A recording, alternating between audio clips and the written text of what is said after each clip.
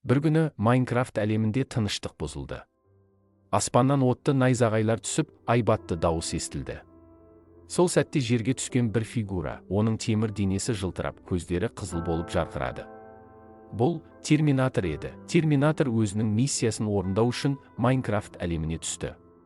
Оның мақсаты болашақтан келген қауіпті жою және бұл әлемді толығымен өзгерту еді. Терминатордың көз алдына шексіз блоктардан құралған әлем көрінді. Ол таң қалды, бірақ миссиясын орындау үшін батыл түрде алға қарай жүре берді. Терминатор өз жолында блоктарды сындырған сайын, алдыңғы қатарлы технологияларын қолдана отырып, айналасындағы әлемді зерттеп, жаңадан үйрене бастады.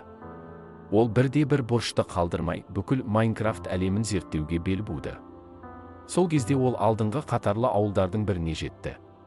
Бұл ауылдың тұрғындары оны қорқынышпен қарсы алды.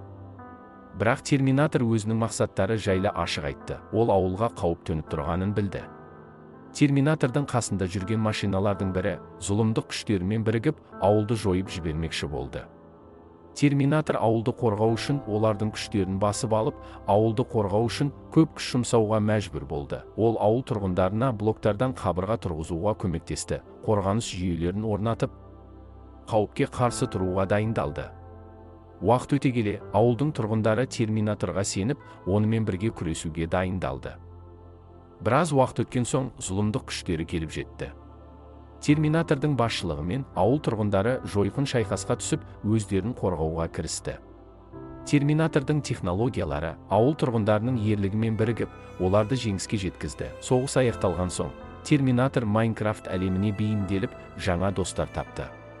Ол ауыл тұрғындарына жаңа технологияларды үйретіп, олардың әлемін дамытты. Осылайша Терминатор Майнкрафт әлемінің ажырамас бөлігіне айналды. Оның тұрғындары оны батыр ретінде қабылдады. Терминатор өз миссиясын аяқтаған соң, ол өз уақытына қайту үшін портал ашты. Бірақ ол қоштасар алдында Майнкрафт әлемін ұмытпайтынын және бір күні қайта оралуы мүмкін екенін айтты.